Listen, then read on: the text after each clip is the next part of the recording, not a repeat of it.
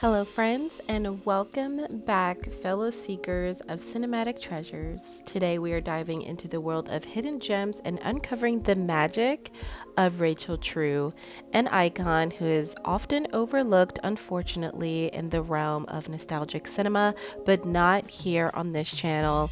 On this channel, we know that Rachel True is iconic, and to celebrate the end of Black History Month, we will be going over her groundbreaking roles, her influence on alternative Black culture, and just Black culture in cinema. And not just her influence on alternative Black culture, but Black culture, brown culture, and just overall girl or nerd culture. Rachel True has definitely left a mark on the hearts of many, so please grab your popcorn and join me as we celebrate the queen of 90s to Y2k Gen X soft club aesthetic for alternative girls. Let's get into it. As we know, Rachel True is probably best known for her bewitching performance as Rochelle in The Craft, but her cinematic journey extends far beyond The Coven. She is also most known for her role playing Mona Thorne from Half and Half that ran from 2002 to 2006.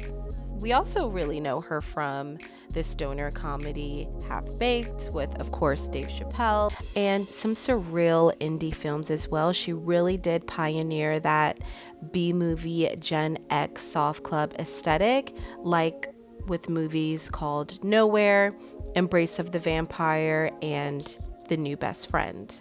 But Rachel's impact goes so far beyond the screen, and everyone here knows it. If you are looking for some really cool 90s movies to get into, please do yourself a favor and Google all of the movies that Rachel True has been on, and I guarantee you will find some hidden gems. Hidden gems movies that has the best styling, the best set design, and absolutely the best soundtracks. She was in every freaking cool movie in the 90s. Please try to prove me wrong.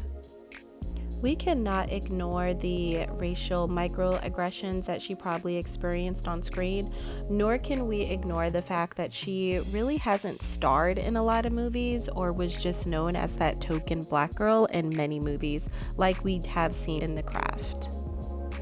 Taking her role in The Craft, for example, we know that that role was specifically created to fit a white person. That white person actually was supposed to have bulimia or eating disorders, but when Rachel actually scored the role, they switched up her storyline and just made it so she was just being harassed for her race. So her whole backstory was kind of erased, and it only really showed what she was going through in regards to her race. It was really distasteful as she could not have a personality, inner dialogue, or character arc, as her struggle was due to external forces unlike the other characters on screen. She was also deprived of a family on screen as well. As told by Modern Girl's YouTube video analyzing the outfits in The Craft, there was a scene with Rochelle and her upper middle class parents, but that scene was cut from the final edits, and Rachel says, quote, "Wait, all the other girls get parents. I don't get parents?" And unfortunately, we see that a lot with Black actors in cinema, especially during the 90s to 2000s. There's not a lot of backstories. They're mostly just there to support the main white character. And we can talk about this all day, but I really want this video to celebrate Rachel and not really go into depth about all of the struggles that she faced, but of course we cannot ignore it. In multiple interviews, Rachel talks about how brown girls all over the world of all different ethnicities will always come up to her and just salute her and congratulate her on her role into The Craft, because finally we are seeing someone on screen who is alternative, a little offbeat, and just having and occupying that space on screen means so much to the audience. Rachel was born November 15th, 1966 in New York City, and she was a middle child, and her parents broke up shortly after she was born. After her parents split, her and her brother entered the foster care system, and later her dad went to get them when she was just 4 years old. She later grew up with her dad, who was an antiques dealer, and her stepmother, who was an actress. After seeing her stepmom transform into different characters, it inspired her to act as well. Her first role was in 1991 on The Cosby Show, and she later appeared on The Fresh Prince of Bel-Air, 90210, and Dream On. Her aesthetic in the 90s is so quintessential and kind of like a time capsule. As we could see in many of the film, the fashion, the vibe that she portrays, it is very much so 90s. I mean, she was that it girl, in my opinion, the cool girl from the 90s. I think we need a moment here to talk about her hair, which is so iconic, beautiful, and attributes to her signature look. As far as her style goes, she is earthy yet gothy, and that is shown and portrayed throughout the roles that she plays. They seem to have similar styles between her roles that she accepts and her actual personal style. In the 90s and 2000s, she wore a lot of platform shoes, long dusters, sheer tops, graphic tops, crochet, and mini skirts, definitely embodying the earthy yet gothy vibe.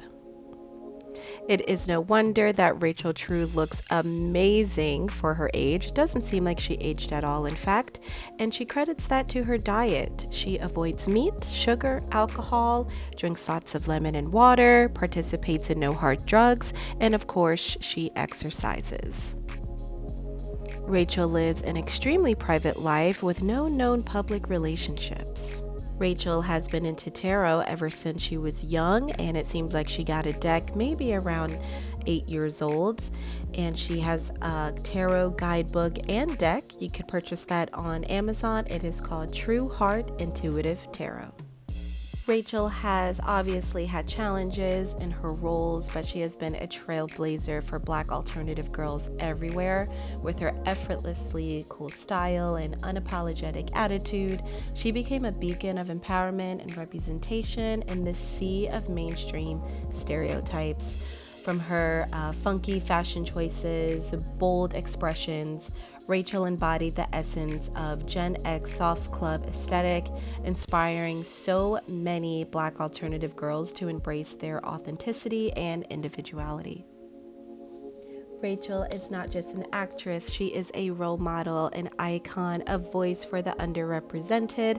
Her influence on alternative culture can still be felt today, and it reminds us that this true beauty that lies in embracing our uniqueness and really staying true to ourselves no matter what society may dictate. And I think that still holds true for Rachel. If you are to go on her Instagram, which is Rachel True, you will see that number one, she looks amazing. I think she's in her 50s or 60s at this point, but wow, definitely looks like she's still in her 30s. She is eccentric, she is unapologetic, she is so true to herself. I guess that's a pun, Rachel True is being true, but you could just tell her vibe. It just exudes off of the internet screen, off of our video screen, and it really just shows you that she is cool, she's laid back, and she is such a representation of what the 90s culture was. As I conclude this video, I want to personally thank Rachel True. Thank you so much, Rachel, for your outspokenness, your drive, your portrayal of alternative girls on screen. You have been such an inspiration to me and other girls, and I really do dedicate this month to you, as this is the channel that uncovers hidden gems, and you are not forgotten. We love you, and we appreciate all of the work that you have done on the Hollywood screen. So thank you all so much for watching this video. Please follow Rachel True on Instagram. Go ahead and buy her book if you are into tarot. Please subscribe to this channel. Hit like on this video if you would like to see more content on cinematic hidden gems and actors who will not be forgotten. Thanks again, and I will see you soon in the next video.